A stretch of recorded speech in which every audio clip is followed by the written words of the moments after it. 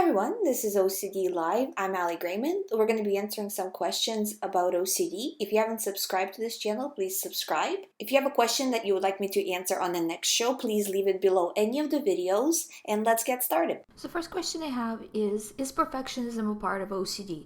Yes, it is a part of OCD for some people. Basically, when you have OCD, you want to make sure that you are 100% safe. Everything is 100% right. 99% is almost not good enough, right? So perfectionism falls into that category. But again, it just depends on what you get triggered by. So for some people it is, for some people it isn't. If it is for you, then that's totally normal and you just have to work on it. You just have to work on recovery. So the next question is, Ali, how do I buy this? Thanks. So they're talking about buying audiobooks through YouTube. Basically, you just click on one of my audiobooks and it will take you through the prompts to purchase it or to rent it. And to rent it is lower cost and to purchase it is higher cost. I think renting is, I'm not sure, 72 hours or something like that.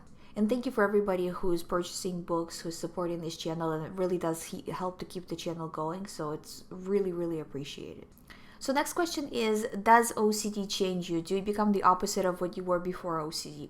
And I think this is kind of a reassurance question. No, OCD does not change you. So after your recovery, you will be the same person you were before you got into OCD. So it doesn't change who you really are, and all this stuff, all these thoughts, all this noise going on in your head, it's gonna go away. Just like it came from nowhere, it's gonna go into nowhere because it's not really your true self. But I mean, you have to work on your recovery, because if you don't work on your recovery, none of this is gonna happen. You're gonna be stuck in it forever. Because this is one thing about OCD. If you don't work on it, it's not gonna go away. And medication does not make it go away. I mean, temporarily, yes, but and only for very, very, very, very few people.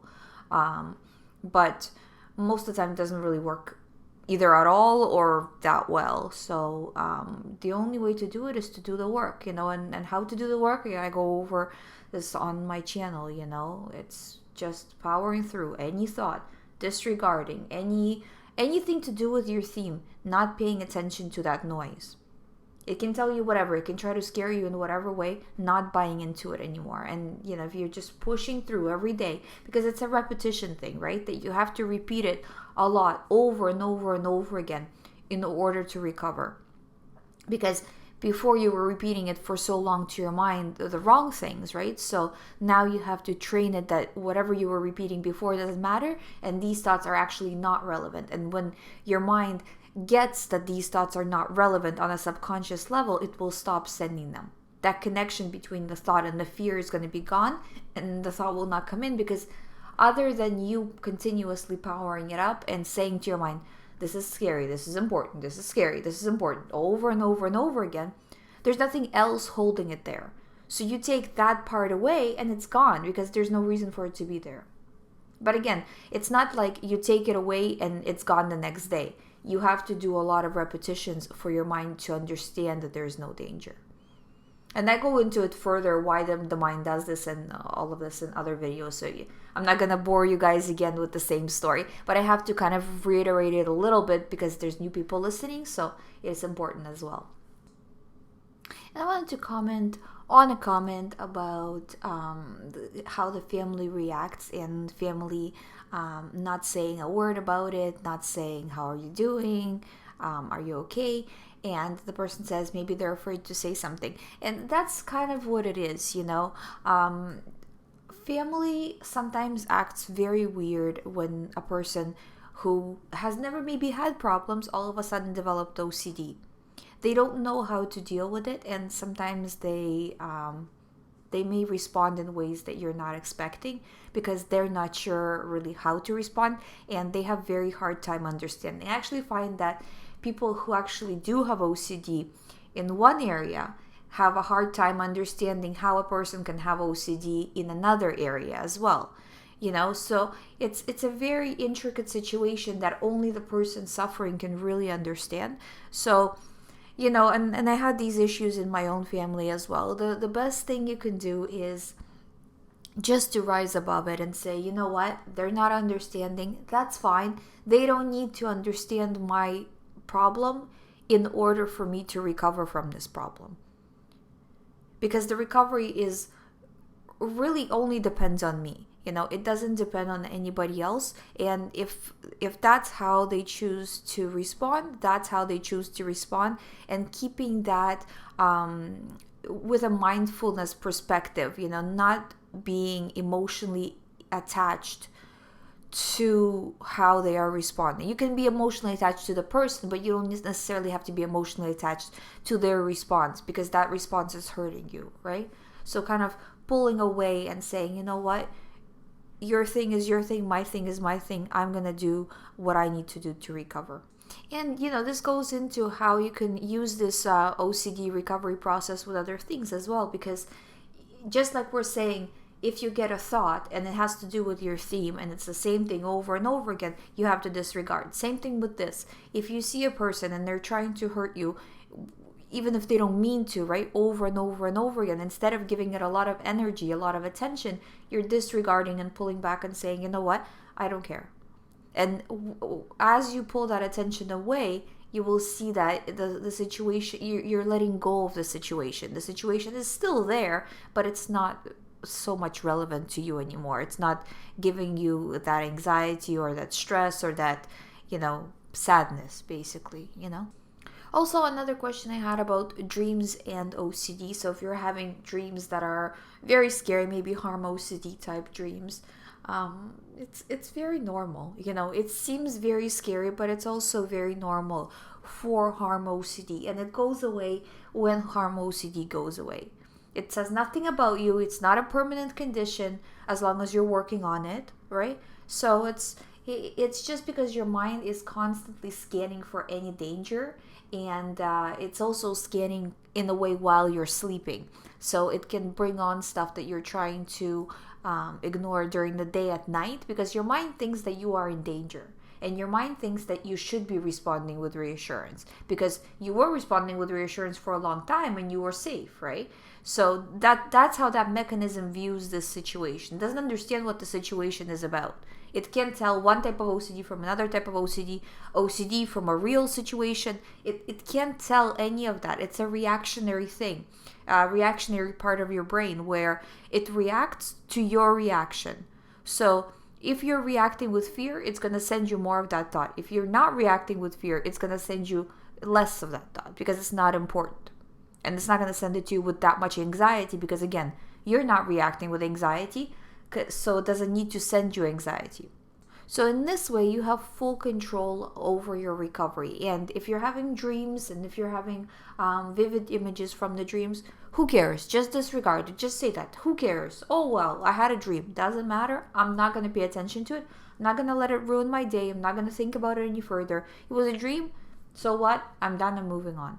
Taking that attitude, not taking the attitude of, oh my God, I'm in so much pain, I'm in so much fear. Because when you have that attitude, you're showing you're reacting with fear. That's a fear-based attitude, rather than saying, that's not a fear-based attitude. You know what I mean? And if you're showing that you are in fear, you're going to get more thoughts. So you need to really control it as much as possible. You get better at it as you move forward in your recovery. The beginning is always hard, and in the beginning you have to be the strongest, because that's where your brain is going to really resist you trying to do this work, right? So it's just every day, just doing the work. Next question is, hi Ali, great show as always, thank you. My question is in two parts. Can you talk about the thought-action fusion and the parts of the brain involved in OCD?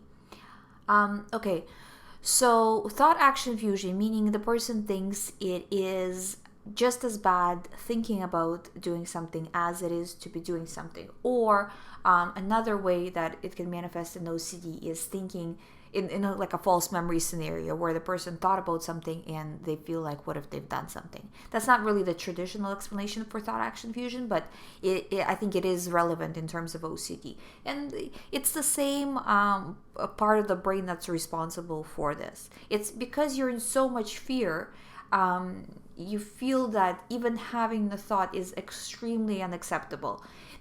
Not just bad like everybody else would kind of view it, right? Oh, well, okay, that's bad, who cares, it was a bad thought, no big deal, I'm moving on, and they forget about it 2 seconds later. The person with OCD will start to try to figure out why they're having the thought. Well, what does that mean about me? Well, why am I having these thoughts? And, the more they try to go in depth about it, the worse it gets, Because, again, it's the amygdala trying to protect you, trying to keep you safe. And the way it's doing it is by, sending you the thoughts that you care about. And, you're showing that you care about it. And not only care about it, you're very much in fear of it. And that's why it sends it to you. And just to answer the next question as well, having thoughts, images, all of this stuff come up, in your dreams, when you're awake, any time of the day, when you're watching a show, when somebody mentions something, kind of just pounding in your head over and over and over again. This is all your mind trying to get you back to recovery because it wants you to stay safe. So, and that mechanism actually works very well in real life, right? Where, it brings up something that's important to you and, you keep it in mind, you stay safe, you protect yourself. But because that part of the mind doesn't have any way to tell which thoughts are real and important and which are OCD on its own, it can't tell that. It's looking to you. And if you're confused, you're confusing the mind further. So you have to make sure that you're doing the right things and really showing your mind that these thoughts are irrelevant. Because if you're doing it half the time, like half the time you're saying it's relevant, half the time you're saying it's irrelevant, then you're just confusing it further. So you have to send a clear signal. And that's what I say about 80-20 with 80% of the time you have to do the right thing. Just push through as much as you can. And you can fall back and say, okay, 20% of the time I'm going to pay attention to it. So technically I'm still going to pay a little bit of attention to it.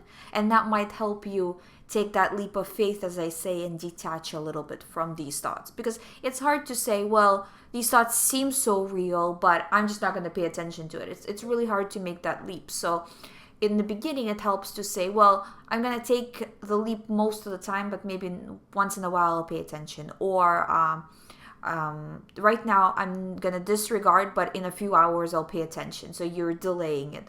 But again, all of these things, even though you're technically saying, yeah, I'll pay attention at some point, you're still coming from a strong position of power where you're saying that I'm in control. Not OCD is in control. I'm in control. I'm telling you, meaning your mind, that these thoughts don't matter.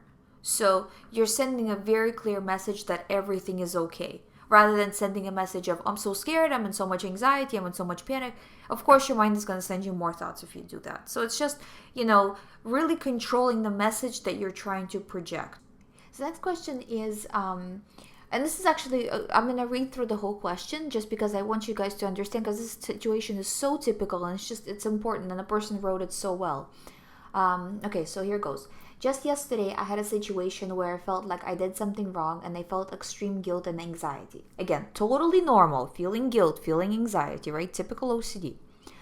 My first instinct was that I had to confess to someone and seek reassurance, even though in reality, I was 99% sure that I didn't do anything wrong. So again, the need to confess, the need to seek reassurance, very common for OCD, but you have to, at this point, it's very important for you to say, no, I feel all of that. I feel anxiety. I feel bad. I feel like I need to alleviate the anxiety, but that's the wrong way to go. It's like a trick that your mind does on you, that, to alleviate the anxiety means to seek reassurance. Don't chase that. The anxiety will go away on its own once you start recovering. It's going to start to go slowly get less and less and less. But if you're always chasing that feeling of anxiety relief, then what's going to happen is every time you're going to get that anxiety relief for a few seconds or a few minutes or a few hours, and then you're going to get hit with a new thought. And what does it in the long run, right? What does it really matter if you're having this thought versus having that thought? They're both the same thing, right? So and they're both giving you the same level of anxiety. So not chasing that relief. So then the person says, I keep postponing reassurance. Good. And now the next day, my anxiety is almost completely diminished. Exactly. So the more you say, especially the next day, because something with the sleeping, you wake up fresh and the anxiety and that feeling, the strength of that feeling goes away. So if you can let the feeling sit overnight and just say, okay, you know what? I'm going to give it a lot of attention tomorrow morning. That really helps. That's a good job. I'm making a choice. I need to remember that. I have done this a few times now and it works. This is the most severe, I believe, where I didn't seek reassurance. However, one thing I noticed during these episodes is that I try to pressure myself and set up almost promise myself to have perfect behaviors so that I don't make a mistake and have to go through this again. Is this reassurance also? I guess I think that I am perfect, that I will never do anything wrong, so I won't feel anxious and guilty. But I know this is not possible. So yeah, you could, and what I was saying in the first question is that the perfectionism aspect of it really comes into play with OCD a lot of the time. So you just have to watch it and say, it might not be a perfect situation, and it won't be, I've never seen a recovery that's a straight through recovery, without hiccups, without bumps in the road, without taking a step back. It doesn't happen. We're not robots. So don't put pressure on yourself to do perfect. And if you're feeling like it's becoming an obsession all of its own, and I see that a lot, that the OCD recovery can become an obsession and become an OCD theme in itself. Am I doing the right thing? And I'm not. Let me do some research. Let me try to figure it out. Oh no, I'm not doing the right thing. That means I'm not going to recover. I'm so scared that I'm not going to recover. And on it goes. And that becomes the fear, and that becomes the compulsion. So as long as you're doing the work, I promise you will recover, because you're on that road. The speed of your recovering depends on how fast you go, how much effort you put in. But as long as you're on the road, even if you're crawling like a turtle, you're still going to recover, So, but obviously from this question, I understand that you're actually doing really well. So your speed is the good speed on recovery. It's not slow by any means. So don't put pressure on yourself. And also, this goes against what I'm saying most of the time, but in this specific situation, you don't want to continue doing that perfection. So doing something imperfectly, even doing no reassurance imperfectly, will probably serve you well in the long run. So instead of doing maybe no reassurance at all, do, 0.5%. Just to throw off that perfection aspect. But I don't want you to seek reassurance, obviously, but I don't want you to also become obsessed about perfection as well. So it's kind of a fine line, and you have to see where you go with that. But definitely not treating it as a perfection thing. But great job. You're doing wonderful. You just really have to keep going exactly as you're going right now. Just keep going like that. Next question is, can OCD distort real memories? So, yeah, of course, especially if you have false memory OCD. What if not this happened, but that happened? Or what if in addition to that, something else has happened? Yeah, that's very, very common. So next question I have is, what can other people do to help me in my recovery? And the best thing that everybody can do is to continuously remind you that these are OCD thoughts. Just like you are reminding yourself, if it's coming from people around you as well, and having that support system. Because if people know you very well, they can see that there's something wrong. When you're having a thought, it seems like nobody notices, but I'm telling you, if people know you well, they can see that you're having an OCD thought, because you start to be removed from the conversation. You're not responding. You're staring into one spot. So visually, it's very evident that the person has now drifted into somewhere else, because they know that you have OCD. They understand that this is becoming an OCD situation for you. And in those instances, it's very good if they could remind you, hey, snap out of it. This is an OCD thought. Stop reacting. You're reacting right now. You're paying attention. I can see that you're paying attention. Stop paying attention. And at the same time saying, okay, you know what? Let's go outside. Let's do something. Let's just changing the environment where you are. It helps if they do all that, because in the moment, sometimes you know what to do, but in the moment you start to get caught up and you start to get into the thought, even though you're pretty much an expert in OCD because of having it, right? Sometimes it's just hard, right?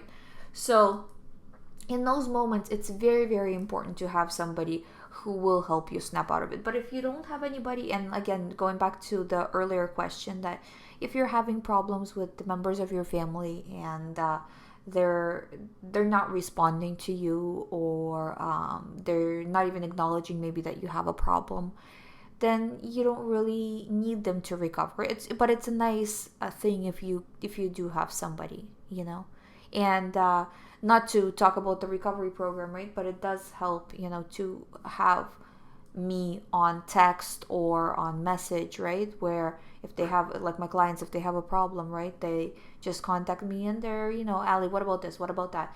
And I think that that's really where the big portion of the difference between my recovery program versus the standard going to the doctor thing helps, because you really do need that 24/7 support, so if not with me, then with a friend, with a family, with anybody, but that person has to understand what OCD is about, at least to a little bit of a degree, so they're not feeding you reassurance, because if you find that person who's constantly going to give you reassurance, you start to become dependent on them like a crutch. So it stops your recovery, because you're always seeking reassurance, rather than going back. Well, like in the recovery program, what I do is, instead of dissecting the situation, what we say is, well, how is the situation OCD? And we view it through an OCD perspective, meaning bringing the person back to the fact that, yes, it is OCD. Yes, I am going to disregard. And having that all the time, constantly, really does help speed up the recovery. Because the person is forced to respond correctly more, because they always have the facts that, listen, don't you remember this is the same thought that you've had every other time? Don't you remember that to recover you need to stop regarding these thoughts as anything serious? So constantly having that reminder, rather than let's try to figure out the thought, let's try to remember the situation entirely, because that's where the person wants to go always, So, and it's very much counterproductive, because the more you look deeper into the situation, the more real it feels. The more real it feels, the more you lose touch with what really happened, or what could possibly happen if you have OCD thoughts about the future, and you start to react basically to the emotions of OCD, which are fake in the first place. So having somebody there really does help. But again, if you absolutely don't have anybody there, you don't want to do the program, you can't do the program, then doing it on your own will work as well. And many people do it on their own, but it just requires a lot more effort. You have to be very strong and very, very focused on your recovery, because you are doing it on your own. So you can make it better, or you can make it worse, so anybody who's recovering from OCD, they're still doing it on their own. But if you're really by yourself in this, it's like you're taking the full brunt of the recovery on yourself. Nobody can help you, so it's up to you to recover. And again, I'm always here. This channel is always here. It's free. There's a lot of information here as well, so you're not totally alone. But you have to watch yourself that much more. So especially in the beginning, it does help to have support.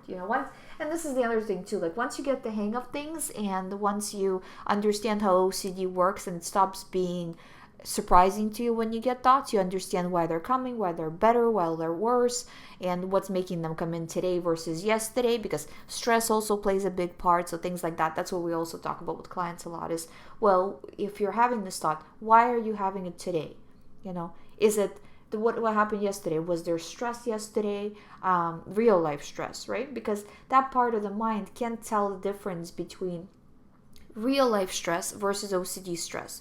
So if you overdo it in real life, it can have an effect on your OCD and make your OCD worse, because your mind says, well, you're stressed, you're in danger, you have to protect yourself from all situations. And what's the situation that scares you most? Exactly, OCD situation. So it sends you that first, so it's knowing where it came from as well. So these are just some of my thoughts I was having on the whole recovery system in terms of having support, and again, it's, I'm not trying to plug the program. It's really, just telling you all the options that are available in terms of having friends, family, program, anything to help you stay on track. Because that's the thing, is if you look at the recovery program as a race, so you're going from point A to point B. You might be, some days you might be crawling, some days you might be staying still, some days you might be running, but you're still most of the time moving from point A to point B. If you have a friend or somebody who knows about the recovery, they're with you, it makes the journey a lot easier. But you are still making the journey no matter what. You're still the one walking it. So that's the end of the show. I hope you find the show interesting. Also, I wanted to ask you guys, I did a breathing exercise, and I think breathing is so important, because when you start to have an OCD thought, you start to hyperventilate, you start to, when your breathing changes, it sends a signal of panic to your brain, to your body. So it's very important to control your breath. And I actually have a few breathing exercises that I'm gonna post on the channel. So I was wondering if you guys like it, what you think, because I'm not sure if this format is interesting to you and if it's something you want me to do more of. I am planning to do meditations as well on specific OCD themes to calm down the mind about the specific OCD themes. So I'm not sure if you're interested in that, so please let me know in the comments. I would really love your opinion on it, or if there's any other type of meditation or relaxation practice that you want me to add, please leave that below. If you haven't subscribed to this channel, please subscribe. All the information about the recovery is on youhaveocd.com, so please check that out, and I will see you in the next video.